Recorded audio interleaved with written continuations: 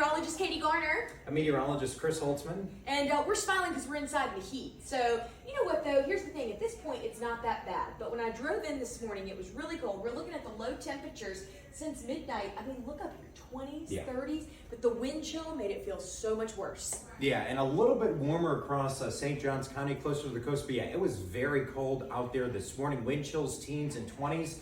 And you might be wondering with regards to the wind chill. So on a typical day, the layer of heat generated by our bodies keeps us warm, but what happens when we get that wind chill, right? Well, that wind pushes that layer of heat away from our bodies, and then our body heat escapes as the winds pick up. So it's really tough to attain that heat, which is why I illegally have a space heater at my desk. Yeah, it is cold, and that's why it feels so much colder when you're outside. And by the way, some tips here, Katie, behind you. Yeah, you know what? You want to limit your time outdoors, because we talked this morning, the kids going to the bus stop, it's almost like the later they can get there, if they have their hand warmers, just limit your time out there. Hypothermia and frostbite, they can occur in minutes, and with the wind chills we had specifically up in Georgia this morning in the teens, that's where that would have been an issue. And then, you want to cover your exposed skin if you got to go outside.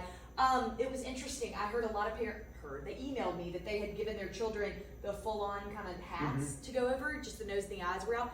Really helped. It does, yeah, leaving that skin not exposed with the cold. Really quickly, we do have a freeze warning in effect for tonight. Not expecting a significant wind chill as the wind will be less, but Katie, look at some of these numbers overnight tonight. I know, I was looking at 39. When I came on the air this morning, I had us around 35, so I brought us up a couple degrees. I think we're in agreement on that we're going to be around 39.